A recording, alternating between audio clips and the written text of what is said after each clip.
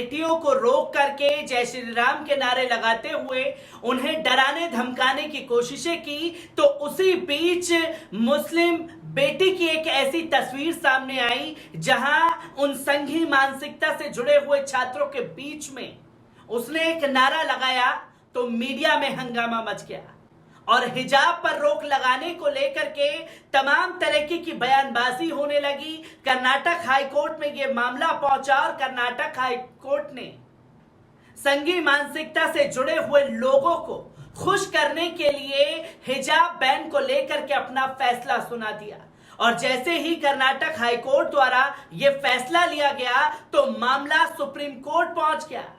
एक दो नहीं बल्कि 24 याचिकाकर्ताओं ने सुप्रीम कोर्ट में अर्जी डाली कि इस फैसले पर ध्यान दिया जाए। तो कुछ लोग ऐसे भी थे जो कर्नाटक हाईकोर्ट के फैसले को लेकर के ये बताने की कोशिश करते रहे कि साहब इस अर्जी को बेदखल कर दीजिए, इस अर्जी की सुनवाई टाल दीजिए। और जो याचिकाकर्ता ये कह रहे थे उसे आज सुप्रीम कोर्ट ने करारा झटका दे दिया है और साफ शब्दों में कहा है कि याचिकाकर्ता कौन होते हैं, सुप्रीम कोर्ट को समझाने वाले कि क्या करना है क्या नहीं करना। और इसी के चलते उन याचिकाकर्ताओं को आज सुप्रीम कोर्ट में फटकार लगाई तो कर्नाटक सरकार को भी हिजाब मामले में नोटिस जारी कर दिया गया है। अगली सुनवाई 5 सितंबर को होनी है और किस तरीके से सुप्रीम कोर्ट में नए जज की नियुक्ति हुई है, किन किन फैसलों पर वो विचार करने वाले हैं, जिनमें से एक फैसला कर्नाटक हिजाब का मामला देखने को मिला। किस तरीके से आज दलीलें रखी गई हैं उन दलीलों पर नजर डाल लेते हैं। कर्नाटक हिजाब मामले में आज सुप्रीम कोर्ट में सुनवाई हुई। जस्टिस हेमंत गुप्ता और जस्टिस सुधांशु धुलिया की बेंच ने मामले पर सुनवाई करते हुए याचिकाकर्ता को फटकार लगाई, साथ ही कर्नाटक सरकार को नोटिस जारी किया गया है। इस मामले में अब अगली सुनवाई 5 सितंबर को होगी। गौरतलब है कि इस मामले में सुप्रीम कोर्ट में कुल 24 याचिकाएं लगाई गई थी। याचिकाकर्ताओं में कर्नाटक हाईकोर्ट के उस फैसले को चुनौती दी गई जिसमें स्कूल कॉलेजों में यूनिफॉर्म के पूरी तरह पालन करने के राज्य सरकार के फैसले को सही ठहराया था। सुप्रीम कोर्ट ने कहा कि वे मामले को टालने वाली एक याचिका को स्वीकार नहीं करेगा, क्योंकि इस मामले में पहले जल्द सुनवाई की मांग की गई थी। सर्वोच्च न्यायालय ने हिजाब विवाद मामले में कर्नाटक हाईकोर्ट के फैसले को चुनौती देने वाली याचिका पर सुनवाई करते हुए राज्य सरकार को नोटिस जारी कर दिया है।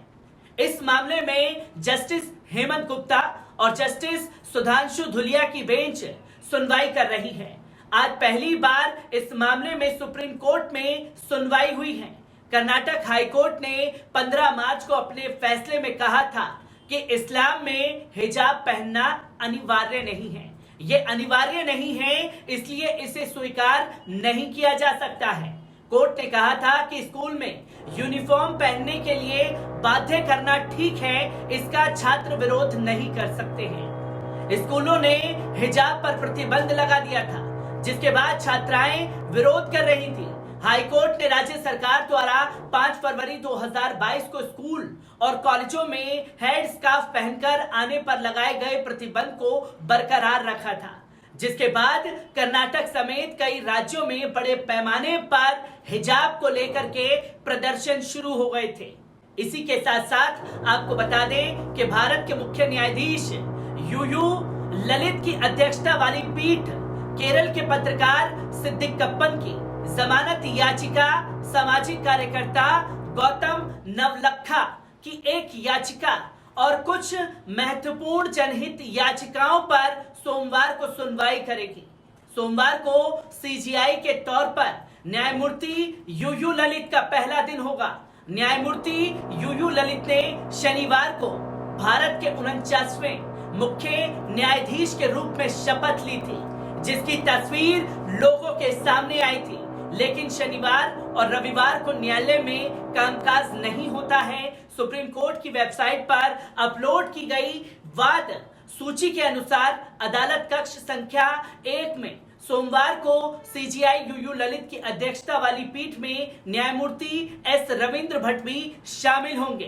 केरल के पत्रकार सिद्दीक कप्पन को अक्टूबर 2020 में उत्तर प्रदेश के हाथरस में जाते समय गिरफ्तार किया गया था, जहां कथित तौर पर सामूहिक बलात्कार के बाद एक दलित युवती की मौत हो गई थी। सिद्दीक कप्पन ने इस मामले में जमानत के लिए शीर्ष अदालत का दरवाजा खटखटाया है। इलाहाबाद उच्च न्यायालय की लखनऊ पीठ ने इस महीने की शुरुआत में सिद्दीक कप्पन की जमानत अर्जी खारिज कर दी थी। उनकी याचिका पर तत्काल सुनवाई के लिए उल्लेख किए जाने पर पिछले सप्ताह पूर्व मुख्य न्यायाधीश एनवी रमन्ना द्वारा 26 अगस्त को सूचीबद्ध करने का निर्देश दिया गया था।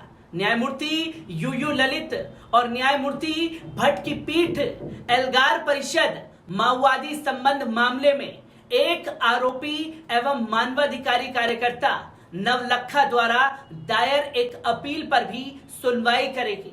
नवलखा और अन्य गिरफ्तार आरोपियों के लिए खिलाफ मामला 31 दिसंबर 2017 को पुणे में आयोजित एल्गार परिषद सम्मेलन से संबंधित है।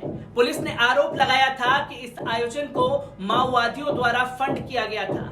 पीठ कक्ष के भीतर हिजाब पहनने से संबंधित मामले में कर्नाटक उच्च न्यायालय के फैसले को चुनौती देने वाली याचिकाओं पर भी सुनवाई करने वाली है, जिसकी तस्वीर लोगों के सामने आई है और कर्नाटक हाईकोर्ट के उस फैसले को भी सरकार को नोटिस जारी करते हुए हिजाब मामले में सुप्रीम कोर्ट ने संघी मानसिकता से जुड़े हुए लोगों को आईना दिखाने का काम किया है। इस याचिका का सरकार पर क्या असर पड़ेगा और किस तरीके से हिजाब को लेकर के सुनवाई सुप्रीम कोर्ट में की जाएगी, क्योंकि आज पहली बार सुप्रीम कोर्ट में हिजाब मामले को लेकर के सुनवाई हुई है और हिजाब को लेकर के किस तरीके से देश भर में जगह जगह बवाल मचाया गया, उसकी तस्वीर देश की जनता के सामने आई और कर्नाटक हाईकोर्ट के उस फैसले को तमाम लोग चुनौती देने पहुंच गए, जहां उन्होंने कुरान शरीफ की बात को कोट करते हुए कहा कि कुरान में कहीं नहीं लिखा गया कि हिजाब पहनना अनिवार्य है। और इसी के बाद तमाम याचिकाकर्ता सुप्रीम कोर्ट पहुंचे तो कुछ याचिकाकर्ता वो भी पहुंचे जो ये कहते हुए दिखाई दिए कि आपको इस पर कोई सुनवाई नहीं करनी है। मैं ऐसी ही खबरों से आपको रूबरू कराता रहूंगा।